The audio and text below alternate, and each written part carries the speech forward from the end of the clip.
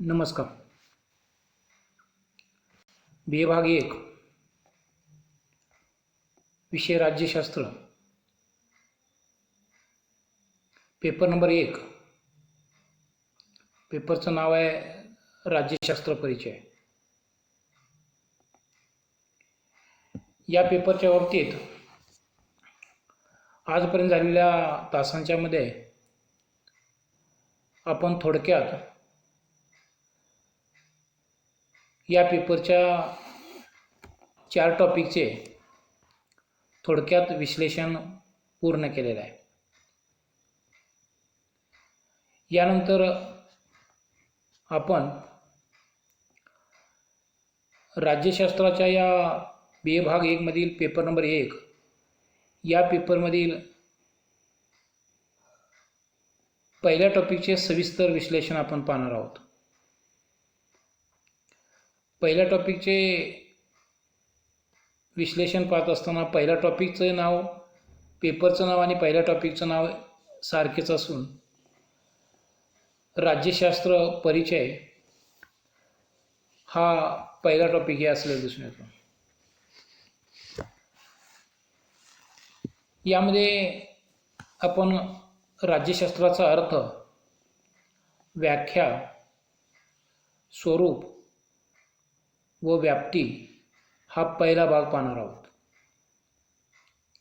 यानंतर यामधील दुसरा भाग आहे राज्यशास्त्र आणि राजकारण यातील फरक,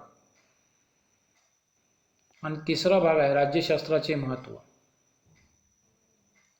आज आपण या पहिल्या टॉपिकमधील पहिला भाग म्हणजेच राज्यशास्त्राचा अर्थ, व्याख्या, स्वरूप, व्याप्ती यामधील काही भाग आपण पाहणार आहोत.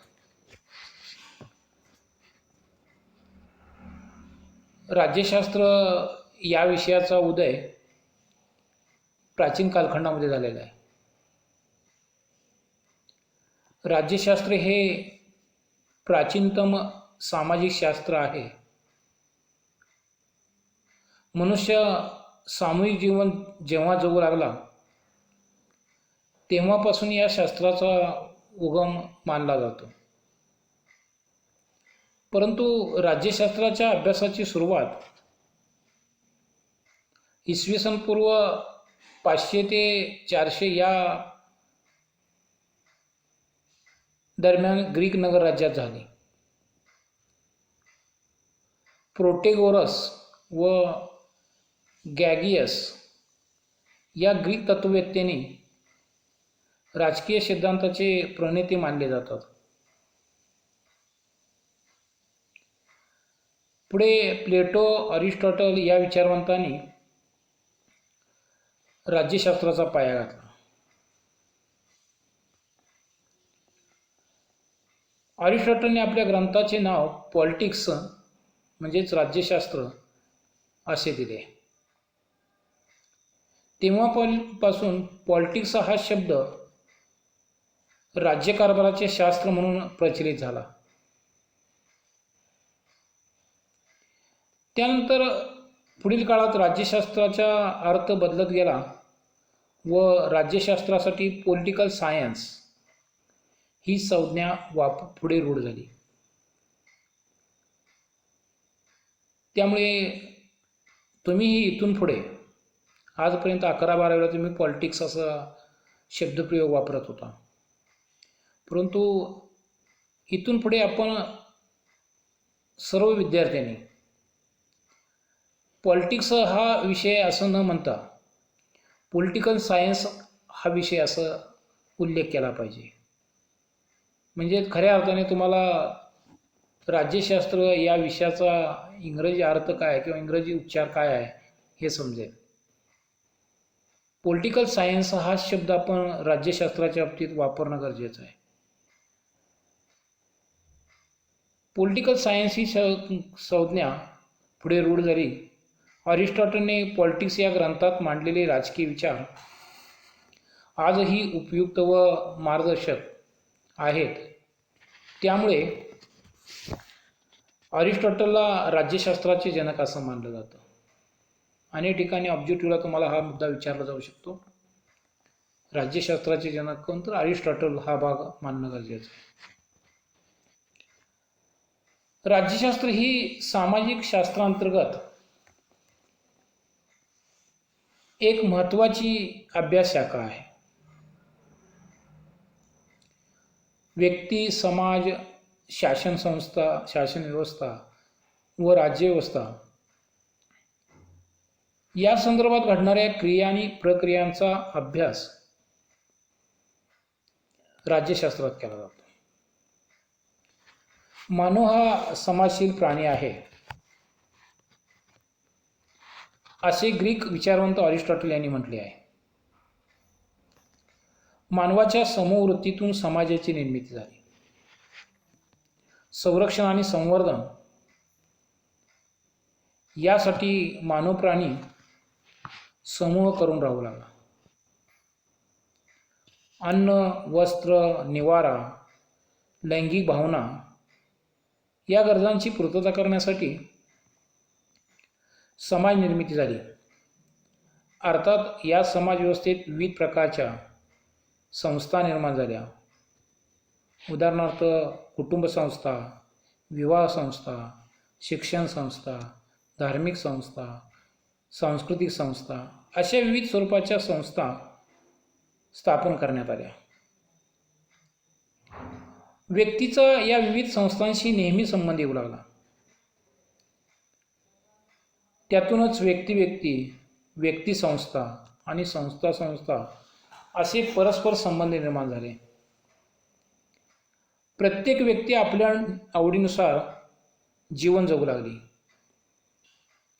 परंतु त्याबरोबरच व्यक्तीच्या वर्तनावर काही बंधने लादण्यात आली.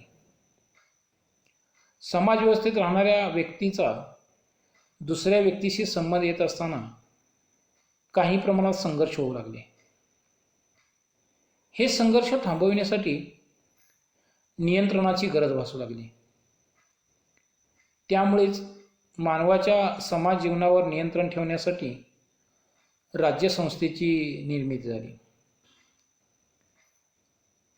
विविध सामाजिक संस्थांनी त्यांच्या संबंधावर नियंत्रण ठेवण्यासाठी राज्यसंस्था आवश्यक व महत्त्वपूर्ण संस्था ठरली गेली. मानव प्राणी राजकीयदृष्ट्या संघटित झाला. मनुष्य राजकीय प्राणी असल्यामुळे समाज राजकीय स्वरूपाचा बनला गेला. निश्चित अशा भूप्रदेशात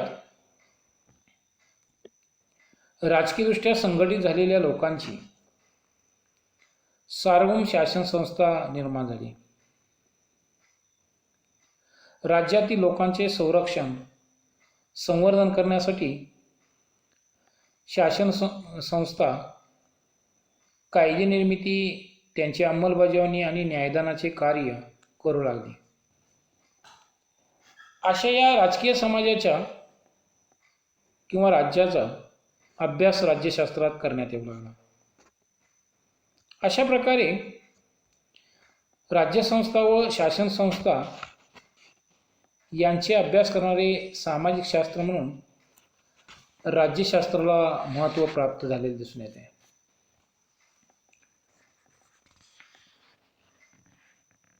राज्यशास्त्र ही सामाजिक शास्त्रांतर्गत असणारी एक अभ्यास शाखा म्हणून त्या ठिकाणी ओळखली जाऊ लागली.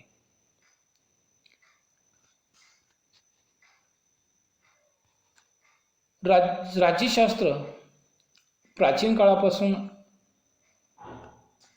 या विषयाचा अभ्यास केला जातो. पारंपरिक राज्यशास्त्र हे आदर्शवादी स्वरूपाचे व मूल्याधिष्ठित होते. या काळात नैतिक मूल्ये व तत्त्वज्ञानाला समाजात महत्त्व होते. पारंपरिक राज्यशास्त्राकडून आधुनिक शास्त्रीय राज्यशास्त्राकडे राज्यशास्त्राची वाटचाल सुरू झाली. त्यातूनच राज्यशास्त्राचा अभ्यास आधुनिक पद्धतीने होऊ लागला. राजकीय सिद्धांत, वास्तववाद दृष्टिकोन, वैज्ञानिक व तुलनात्मक पद्धतीने राज्यशास्त्राचा अभ्यास अधिक व्यापक होत गेला. राज्यशास्त्राचे स्वरूप जाणून घेताना राजकारण, राजकीय तत्त्वज्ञान व राजकीय सिद्धांत हे यांचे महत्त्व मान्य करावे लागते. 20व्या शतकात राज्यशास्त्र अधिक समाजशील झाले आहे. राज्यशास्त्रात व्यक्ती, कुटुंब, नागरी समाज, शासन संस्था या सर्व स्तरांचा तसेच स्थानिक राजकारणापासून ते आंतरराष्ट्रीय राजकारणापर्यंत सर्व घटकांचा अभ्यास केला जातो. राज्यशास्त्रातील तत्त्वज्ञान समाजाला मार्गदर्शन करते. राज्यशास्त्रातील राजकीय सिद्धांत, राजकीय विचार व मूल्ये मानवाला अधिक समृद्ध व समर्थ बनवितात.